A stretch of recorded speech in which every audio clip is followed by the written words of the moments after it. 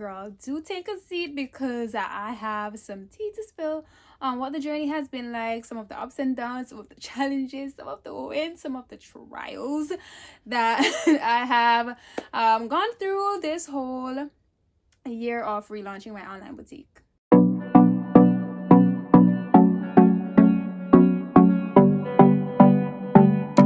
Welcome back to my YouTube channel. I'm Cecilia, where we talk all things business and fashion. As you may know, I'm the owner of Lux Idol Boutique. And if you are new here, welcome in. Thank you so much for joining me. We are on a journey to consistently post content for the rest of the year. Starting a business is always super risky.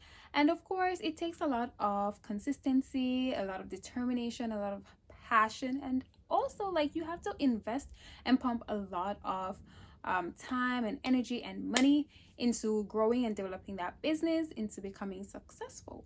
With all of that being said, let me go ahead and I'll tell you about the challenges so far being an online boutique owner, and then I'll go ahead and I'll share with you all of the little success stories along the way that has made this experience even that much more rewarding and just overall worth it. One of my biggest challenges is not having enough time, and a part of not having enough time, which I know it sounds so weird, but girl, you must relate to this. It feels like time flies by so fast. There's just not enough hour in the day to get all my tasks done. And a part of that is I do have my regular job that I go to. Just so you guys know, I do have a job.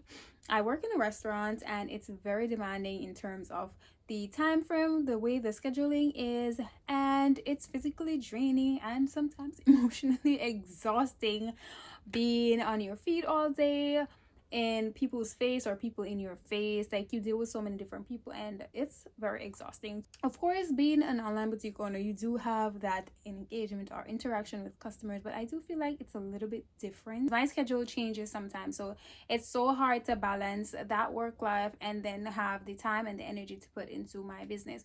I always tell myself, though, if I can do it for another person's job, then I can actually do it for my own business.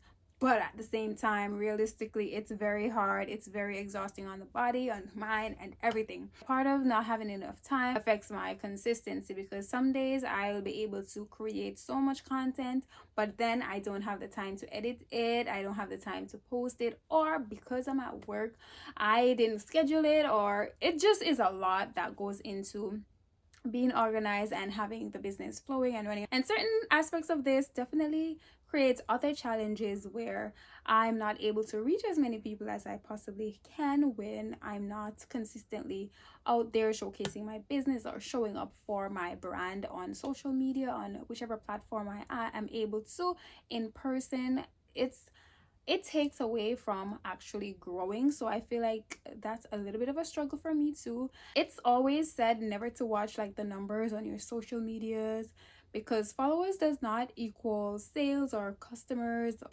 And it is true, but in a sense that having those numbers come in also just means that you're also growing and that you're reaching people. So I feel like that's a struggle for me.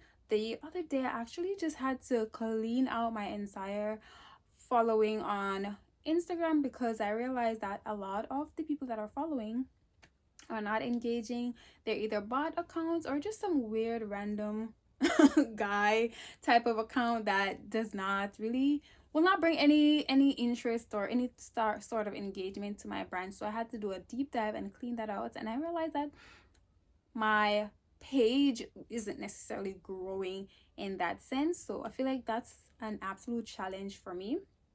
Another challenging thing is I tend to start something and not stick to it. For example, like keeping track of certain stuff, I don't. And I'll be as honest as possible. Like, I don't necessarily keep full track of every type of spending. I do make sure that my spending is budgeted and is also like in a separate compartment where I can see where it's at, but I don't necessarily fully keep track of it.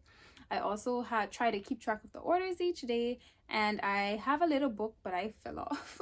Sometimes I forget to put how many orders I get in a day. And then with that being said, I've also failed to be consistent or just to be on point with keeping a goal as to, you know, where I want to take the boutique to, and just smaller goals in terms of order goals, or the amount of money I want to make in a day goals, or the amount of customers that I want to add to my email list, stuff like that. I have been slacking on, and I feel like those are just the small things, but they are so important to actually getting me to where I need to be.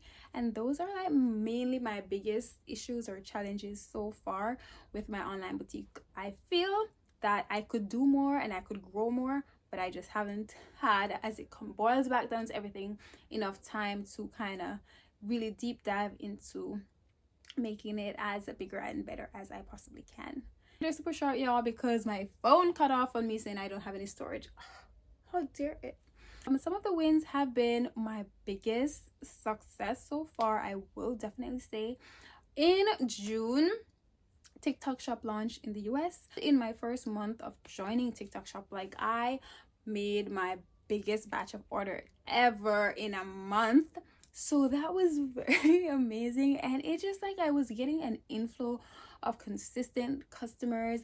That was an amazing month for me. June really also set me up to a point where I wasn't investing money again from my own personal money. I wasn't taking money anymore from my personal self to put towards the businesses anymore. Like, all my funds have been consistently coming from my business, so whatever I make in the business is what I've been using consistently to either bring in new inventory, buy tools, equipments, all that stuff. They all come from business money, which is just an amazing feeling, and hopefully we are able to, you know, keep that pace, because girl, we are not necessarily winning yet.